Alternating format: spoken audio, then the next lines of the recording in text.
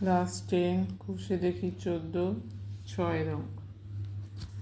3 বন্ধু যথাক্রমে 8,000 টাকা, 10,000 টাকা ও 12,000 টাকা সংগ্রহ করে এবং ব্যাংক থেকে কিছু টাকা ধার নিয়ে একটি ব্যবসা শুরু করে।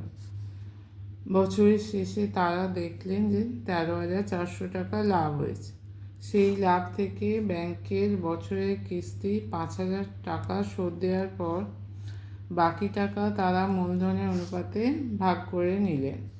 লভ্যাংশ থেকে কে কত টাকা পাবেন? প্রথমে 3 বন্ধুর মূলধনের অনুপাত বার করতে হবে। যেটা লাভ হয়েছে সেখান থেকে ব্যাংকের কিস্তিটা বাদ দিতে হবে, তাহলে বাকি লাভটা তারা মূলধনের অনুপাতে ভেঙে নেবে। তাহলে প্রথমে হচ্ছে 3 বন্ধুর মূলধনের অনুপাত 8,000:10,000:12,000।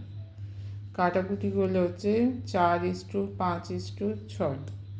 মোট লাভ 13,400। 5,000 টাকা বছরের কিস্তি শোধ করার পরে বাকি টাকা হচ্ছে 13,400 থেকে 5,000 বাদ 8,400 টাকা। 8,400 টাকা মূলধনের অনুপাতে ভাগ করে নিলে প্রথমজন পাচ্ছে 8,400 গুণিতক প্রথমজনের অনুপাত হচ্ছে 4/, এই তিনটে যোগ করলে হচ্ছে 15। 4/15 গুণিতক 8,400। 15 দিয়ে কেটে দিলে হচ্ছে 560। 560 গুণিতক 4 গুণ করে হচ্ছে 2240, 2,240 টাকা। দ্বিতীয়জন পাবে একইভাবে 8,400 গুণিতক 5/15। দ্বিতীয় জনের অনুপাত হচ্ছে 5/15। 15 দিয়ে কাটলে হচ্ছে 560। 560 গুণিতক 5 সমান হচ্ছে 2,800 টাকা।